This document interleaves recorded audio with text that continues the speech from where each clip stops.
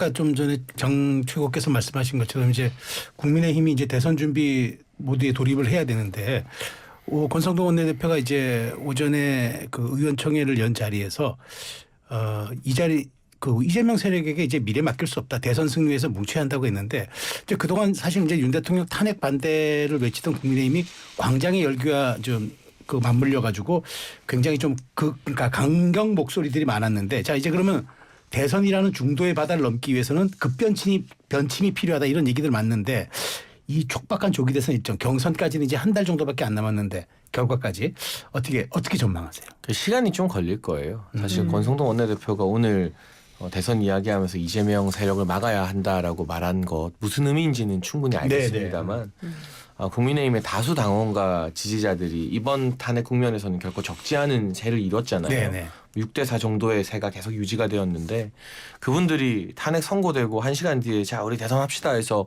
대선 모드로 마음이 돌입이 되나요? 그러니까 네. 불가능하거든요. 그러니까 지지층의 정서라는 걸 헤아리고 어떻게 보면 일종의 애도 기간을 가질 필요가 국민의힘엔 있어 보이고요.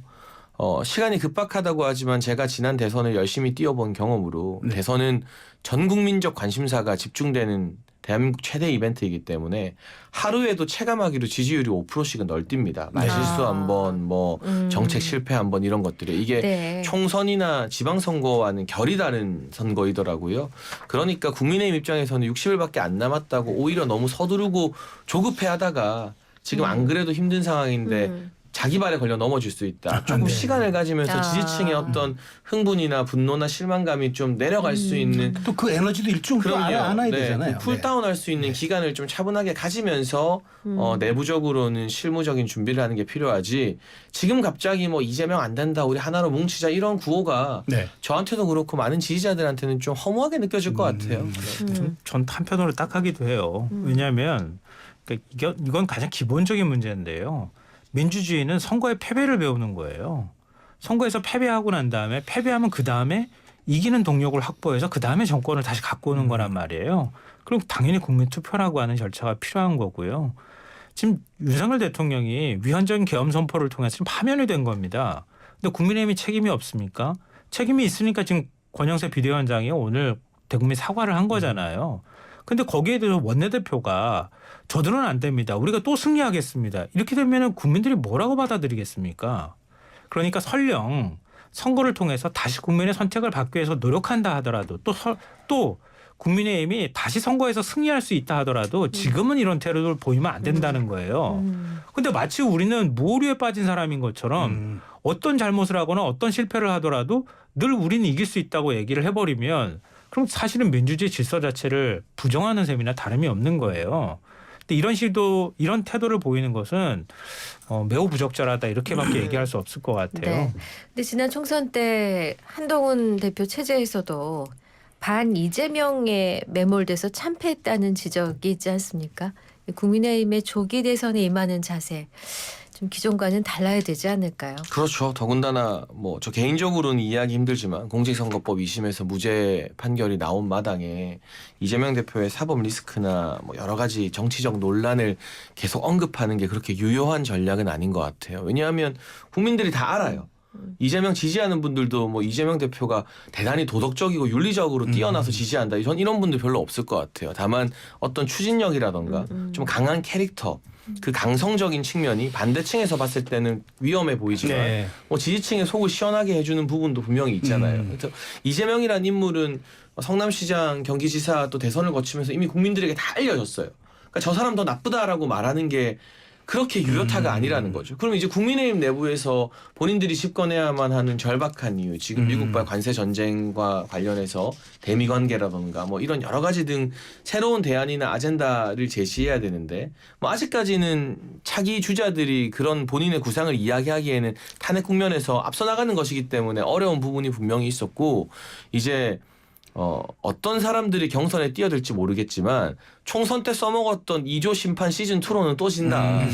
그 2조 심판이 아닌 정말 새로운 비전을 가지고 나오는 선거여야 설령 결과가 안 좋아도 그걸 동력 삼아서 다음 정치를 네. 계속 해나갈 수 있거든요. 네. 근데 어쨌거나 국민의힘이 여당 입장에서 치르는 선거입니다. 그러니까요. 근데 여당이 선거 문구에 심판이라는 단어를 들고 나오는 건 사실 좀 제가 총선 때도 느꼈지만 생경한 좀 네. 말이 안 되는 광경이긴 하잖아요. 네. 그러니까 이재명 심판이 아니라 대한민국 어떻게 하겠다가 들고 나와야 설령 이 선거 결과가 안 좋아도 그걸 동력으로 다음을 볼 수 1년, 있다. 2년을 또 정치를 할 수 있는 거거든요. 좀 그런 고민들을 차기 주자들이 앞으로 많이 했으면 자, 좋겠습니다. 그 지점에서 질문 한번 드려볼게요. 조기 대선 국면에 왔고 지금 얘기한 대로 이 참 딜레마를 극복해야 되는데 그러면은 어쨌든 지금 윤석열 전 대통령이라는 확고한 또 구심점이 있는 것도 사실이란 말이에요. 보수층 내에서는. 그럼 이 주자들은 어떻게 관계 설정해야 됩니까? 그러니까 지금 구심점이요. 이재명 대표인 것 같은데요. 제가 보니까. 윤 전 대통령이 아니고요. 그러니까 윤석열 전 대통령을 살리겠다고 해서 구심점이 만들어진 게 아니라 보수가 이렇게 어느 정도 결집할 수 있었던 힘은 이재명은 안 되기 때문에라고 하는 힘 때문에 결집한 거 아닌가? 그런 생각이 오히려 들 정도예요. 네. 근데 윤 전 대통령을 끝까지 지키겠다고 하는 측이 뭐 우리가 이른바 얘기하는 강경보수, 네. 뭐 극우 뭐 이렇게 얘기하는 층이 일부 있다 하더라도 그 층만을 바라보면서 뭔가 움직여가기에는 국민의힘은 에너지가 없는 거예요 지금. 그럼 이재명 대표를 계속 악마하듯이 계속 악마하는 방법으로 이번 대선을 치르겠다고 하는 전략을 갖고 있는 것 같은데요. 지금 장전 최고께서도 얘기했던 것처럼 절대 그래가지고 이번 선거 못 이깁니다. 네. 그러니까 이길 수도 없고 또 국민들은 이미 거기에 깔려 있는 이재명 대표를 바라보는 시각에는요 검찰의 정치 수사라고 하는 게 같이 따라다니는 거예요. 그러니까 이재명 대표에 대한 어떤 도덕성의 평가는 서로 엇갈릴 수는 있겠지만 검찰이 무리하게 수사해서 지금 저렇게 악마하듯이 이재명 대표의 이미지를 만들었다고 하는 것도 국민들이 잘 알고 있다고 하는 거예요. 그러니까 국민의힘 대선 주자들이 뭐 지금 한 10명 된다 이런 얘기도 나오고 있는데 그 대선 주자들이 끊임없이 이재명 대표를 공격은 하겠지만 공격하는 게 결코 유효타가 되지 못한다. 네. 그러니까 국민의힘은 이번 선거 제가 볼 때는요.